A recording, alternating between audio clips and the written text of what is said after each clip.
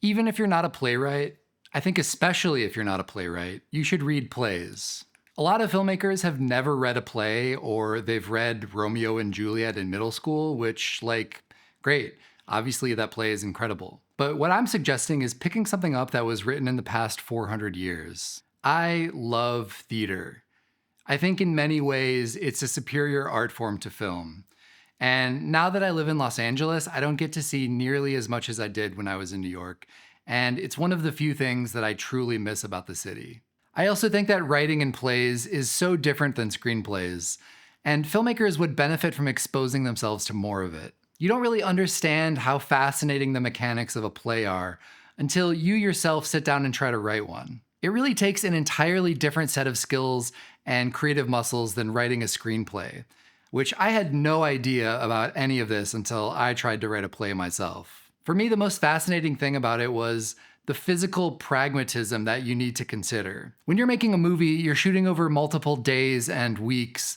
So if you've got 50 actors, you could conceivably spread them out over the course of the entire shoot and only have a couple of actors on set on any given day. But in a play, if you want to have 50 actors, you need to hire 50 people to be in the theater every single day, no matter how small their role is.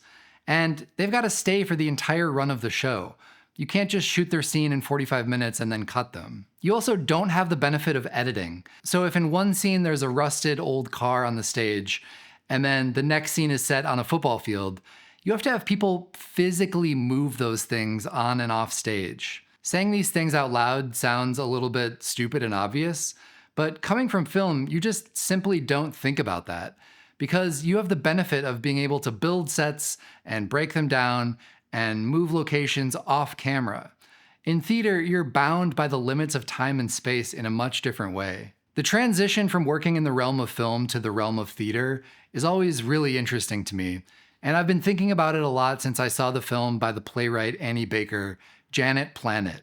Annie Baker is probably my favorite writer in any medium. The first time that I saw her play The Flick, it was a revelation to me.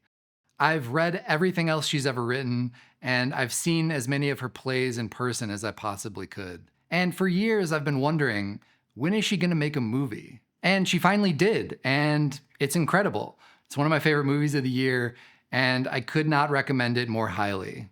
Part of what's fascinating is seeing the reverse version of what I was talking about. Seeing a playwright discover the tools at her disposal in the world of film. Editing, pacing, more expansive locations, being able to guide exactly what the audience is looking at. For somebody that's so well versed in writing stories that all take place in one contained location, to now have the entire world opened up to them is such an interesting thing to watch. Another of my favorite writers is Samuel D. Hunter.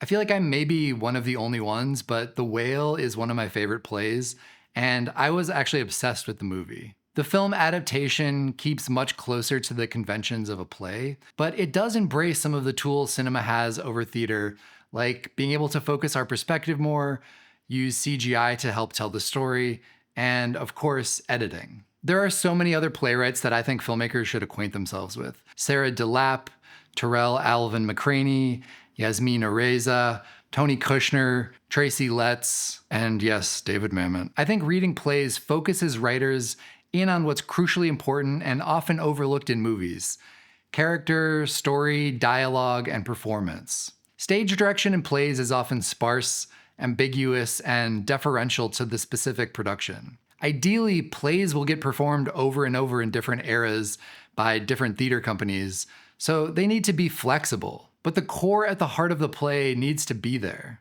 And at the end of the day, that's what writers and filmmakers should be focused on, especially if you don't have a lot of money and resources. Writing really good dialogue doesn't cost anything. Famous actors are expensive, but incredibly complicated and three-dimensional characters in your script aren't. I've seen plays in a black box without any set design, but was still wrapped by the dialogue and the performances. So it just goes to show, even in film, if you have an amazing script and you hire really good actors, you don't really need tons of bells and whistles to create something special. I'll drop some links to some of my favorite plays down in the description, but read whatever. Theater's been around for thousands of years, so there's no shortage of inspiration to draw from.